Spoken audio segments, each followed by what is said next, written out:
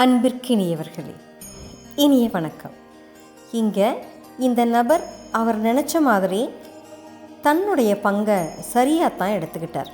ஆனால் மற்றவங்களுடைய பங்கை அவர் சீர்குழைச்சிட்டார். அவர் கேட்டேன்னு வச்சுக்கோங்களேன், நான் தப்பு செய்யலை, நான் நல்லவன் தான், நான் சரிதான் அப்படின்னு வாதிடுவார்.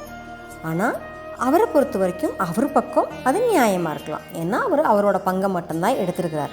ஆனால் அவர் இதில் முறைகேடாக நடந்த ஒரு குழப்பவாதி. அவரோட உரிமையை அவர் எடுத்துக்கிறது தப்பு இல்லை. ஆனால் மற்றவங்களை சங்கடப்படுத்துறதும் தப்பு தானே, அதுவும் தவறுங்கிற வகையை சேர்த்தது தானே. இதுதான் எல்லா நாட்டில் வீட்டில் இருக்கிற பெரிய பிரச்சனை. இதுதான், அதாவது தன்னுடைய உரிமையை துஷ்பிரயோகம் பண்ணுறது. அழகான இந்த உலகத்தில் எதையுமே நாம் அணுகிறதுக்கு அழகான ஒழுங்கான முறைகள் நிறைய இருக்குங்க. நேர்த்தியான வழிமுறைகள் நிறைய இருக்குது. அதை நம்ம சரியாக கடைப்பிடிச்சோம் அப்படின்னா தான் நம்ம வாழ்க்கையும் சிறக்கும், அடுத்தவங்களுடைய வாழ்க்கையும் சிறக்கும்.